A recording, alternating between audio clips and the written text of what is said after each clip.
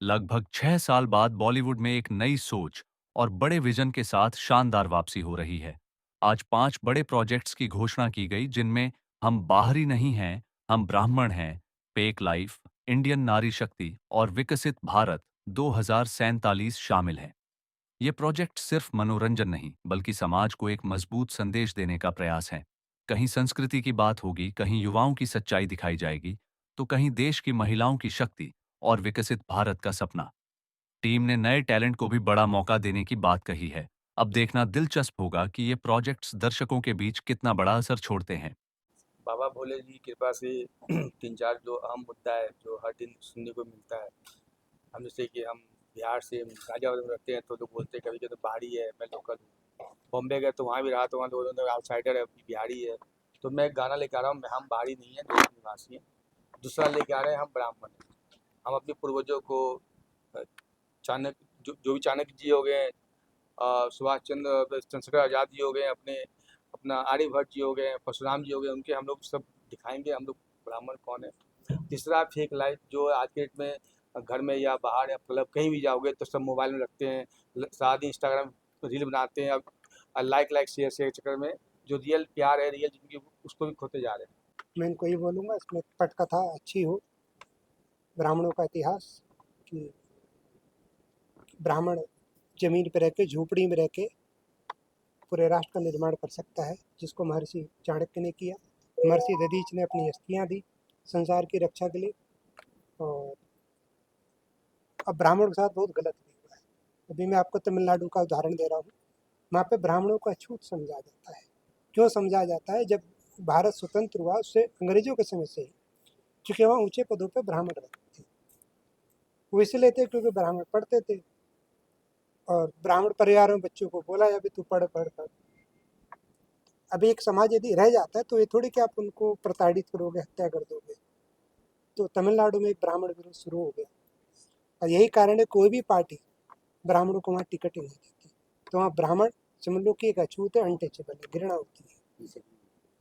जब देश स्वतंत्र हुआ, आपको जैसे 1984 में दंगे हुए थे, सिखों का नरसंहार किया था कांग्रेस के लोगों ने, ऐसे ही नरसंहार ब्राह्मणों का हुआ था। शायद आप सबको पता है क्या? ब्राह्मणों की हत्याएं हुई थी, जीनोसाइड हुआ था महाराष्ट्र में। ये कब हुआ था? मोहनदास करमचंद गांधी की हत्या 30 जनवरी 1948 को शाम को 5:15 बजे पंडित नाथूराम गोडसे नाम के एक व्यक्ति ने की, जो कि जाति से चित्पावन ब्राह्मण थे। उन्होंने उनकी हत्या की दिल्ली में 30 जनवरी 1948 को। 3 दिन बाद महाराष्ट्र के कांग्रेसियों ने बात फैला दी कि नथुराम गोडसे नाम के व्यक्ति ने गांधी जी की हत्या की। एक तो ब्राह्मण, ऊपर से उसकी उपजाति भी बताई कि वो चित्पावन ब्राह्मण था। तो महाराष्ट्र में एक जगह है पुणे में एक जगह है शनिवार बाड़ा, वहाँ पे पीछे कस्बा पेट है। वहाँ पे चित्पावन ब्राह्मणों को घरों से निकाल निकाल के मारा गया, जिसमें वीर सावरकर से क्रांतिकारी, उनके छोटे भाई नारायण सावरकर भी मारे गए उस हमले में। सावरकर के छोटे भाई को भी नहीं छोड़ा इन कांग्रेसियों ने। सतारा के पास एक गांव है ब्राह्मणों का, वहाँ पे ब्राह्मणों को घर से निकाल निकाल के मारा गया। एक दो भाई थे, उनका सरनेम गोडसे था, उनका गांधी हत्या से कोई लेना देना नहीं है। उन दोनों भाइयों को जिंदा जलाया गया। आज भी ये चीज़ें इतिहास में नहीं है, इसको छुपाया गया। जब 1984 पे फिल्म बन सकती है, केरला फाइल पे बन सकती है, तो ब्राह्मण पे बॉलीवुड प्रोफेशनल सिंगर हूँ और लगभग मैंने भी 1000 शोज कंप्लीट करे हैं। विजय भारद्वाज जी के लिए मैं कहना चाहूँगा, बहुत अच्छे इंसान है। पिछले 8 साल से मैं उनके साथ जुड़ा हुआ हूँ, कई सारे इवेंट्स कर चुका हूँ, उनके प्रोग्राम भी मैं जज कर चुका हूँ। तो इन्होंने मुझे 6 प्रोजेक्ट्स में से 2 सॉन्ग्स दिए जिनको मैंने गाया भी है, और जिस सॉन्ग का नाम है मैं बाहरी नहीं हूँ, तो मुझे बहुत अच्छा लगा। और विजय भारद्वाज सर के साथ आगे भी बहुत सारे अपकमिंग मेरे प्रोजेक्ट्स आ रहे हैं। और मैं यही कहना चाहूँगा कि ऐसा मैं इस फील्ड में पिछले 17 साल से हूँ, और 3000 से ज़्यादा मैं अभी तक अवार्ड क्रॉस कर चुका हूँ। लगभग कई सारी वॉइसेस में गाता हूँ, और 350 से ज़्यादा मैं सेलिब्रिटी से अवार्ड ले चुका हूँ। तो इसी तरीके से मैं अपनी म्यूज़िक अकेडमीज हैं, मेरे स्टूडेंट भी साथ में हैं, तो इन बच्चों को मैं आगे बढ़ाता भी हूँ, और जहाँ कहीं मुझे मौका मिलता है, जैसे विजय सर मौका देते हैं, तो मैं अपने साथ लेके भी आता हूँ और इनको गाने का प्लेटफॉर्म भी देता हूँ। मैं डॉक्टर साक्षात वसीम, शायर, गीतकार, एक्टर और मोटिवेटर हूँ। और काफ़ी अरसे बाद आज हमारी मुलाकात हुई है कॉन्फ्रेंस के अंदर। विजय भारद्वाज जी के साथ अच्छे प्रोजेक्ट बना रहे हैं, और सभी के अंदर मैं बाहरी नहीं, मैं वो हूँ और मैं ब्राह्मण हूँ। है, अच्छे अच्छे प्रोजेक्ट हैं, भारतीय नारी के ऊपर है और मोदी जी के विजन को एक आगे बढ़ा रहे हैं हम लोग। और मैं खुद ये चाहता हूँ कि ऐसे प्रोजेक्ट बनने चाहिए जिससे हमारी भारत की संस्कृति आगे बढ़े, और इसके लिए विजय जी को धन्यवाद देना चाहूँगा। और सनातन पे मेरी दो लाइनें कहना चाहूँगा। कोई दो नहीं पांच नहीं, मेरा भारत सिर्फ एक है, एक है। धर्म मेरा सनातन, सनातन सारी दुनिया में सर्वश्रेष्ठ है। कोई दो नहीं पांच नहीं, मेरा भारत, मेरा भारत सिर्फ एक है। मैं भी एक मॉडल हूँ और एक आर्टिस्ट हूँ और विजय भारद्वाज जी के बारे में मैं बताना चाहूँगी। वैसे तो बहुत कुछ हम पहले डिस्कस भी कर चुके हैं, मैं उनके बारे में बता चुकी हूँ कि उनके साथ मेरा एक्सपीरियंस बहुत ही अच्छा रहा और today I am very happy and I am very proud to be a part of these projects and association with mister Vijay Bharadwaj. तो उनका मुझे यही समझ में आया कि उनका विज़न बहुत ही क्लियर है। उनके हर प्रोजेक्ट में एक कंसेप्ट है कि जो प्रेरणा देता है और लाइक सबको एक साथ जोड़े रखता है। मेरा नाम तमन्ना है और मैं 16 साल की हूँ और मैं विजय भारद्वाज सर से जब मिली थी तो बहुत एक जो जिसे कहते हैं ना एक अपने विजन के साथ एक नया मैंने स्टेप लिया जहाँ मैं सर से मिली, जब मैंने सर से बात करी, जब मैंने सर के बारे में जाना और सर के जो कंसेप्ट्स थे उनको भी जाना, तो मुझे बहुत ही गर्व और अच्छा महसूस हुआ कि हम एक देश के लिए हम काम कर रहे हैं और एज अ टीम मेंबर और सर के साथ वर्क करके मुझे बहुत ही अच्छा लग रहा है और मैं बहुत खुश हूँ इस बात से कि हम एक समाज के लिए काम कर रहे हैं और आगे बढ़ रहे हैं सभी के साथ।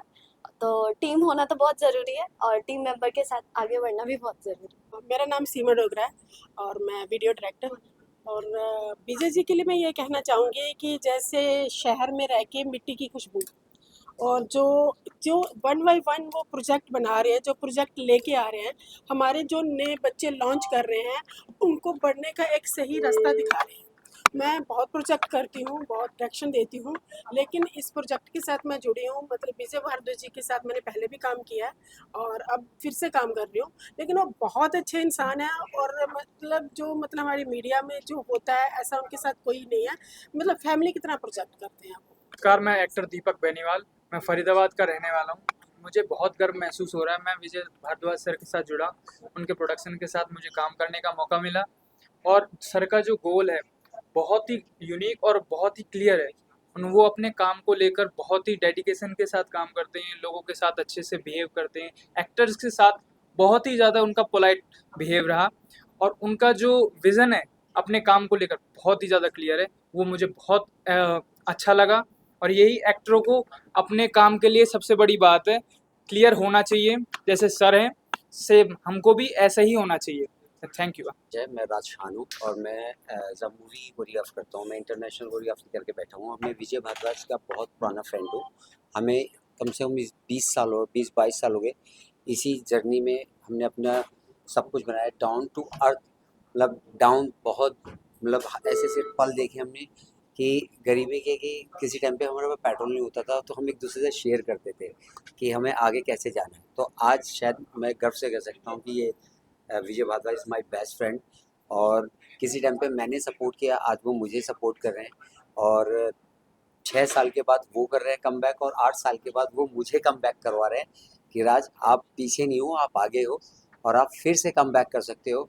मैंने 20 साल हो गए मुझे और मैं चाहूँगा कि मैं इस मूवी में जी जान लगा दूँ, अपना 101% दूँ कि मैं इस मूवी के लिए जो मुझसे बन सकता है मैं वो कोरियोग्राफ करूँगा। छत्तीसगढ़ से और सर से मैंने मिला पहली बार, तो सबसे बड़ी बात तो ये है कि हम बाहरी हैं, मतलब दिल्ली में आए हैं तो हम बाहरी ही छत्तीसगढ़ से आए हैं। तो उससे पहले सर से हम मिले तो हमें एक प्रोजेक्ट हो गया कि हम बाहरी नहीं हैं। तो हमें ये समझ में आता है कि हम कहीं भी जाएं भारत देश में तो हम बाहरी नहीं हैं और सर की जो सोच है बहुत अच्छी है और अनोखा सोच है सर की, एक युवाओं को लेके आगे बढ़ाने के लिए और देश के प्रति जो काम कर रहे हैं बहुत अच्छा कर रहे हैं। नमस्कार, मेरा नाम सोनिया रावत है और मैं ग्रेटर नोएडा से हूँ। मुझे बहुत खुशी है कि मुझे सर के साथ अपॉर्चुनिटी मिली इस काम के लिए और मैं बहुत एक्साइटेड हूँ कि मैं अपना बेस्ट दूँ।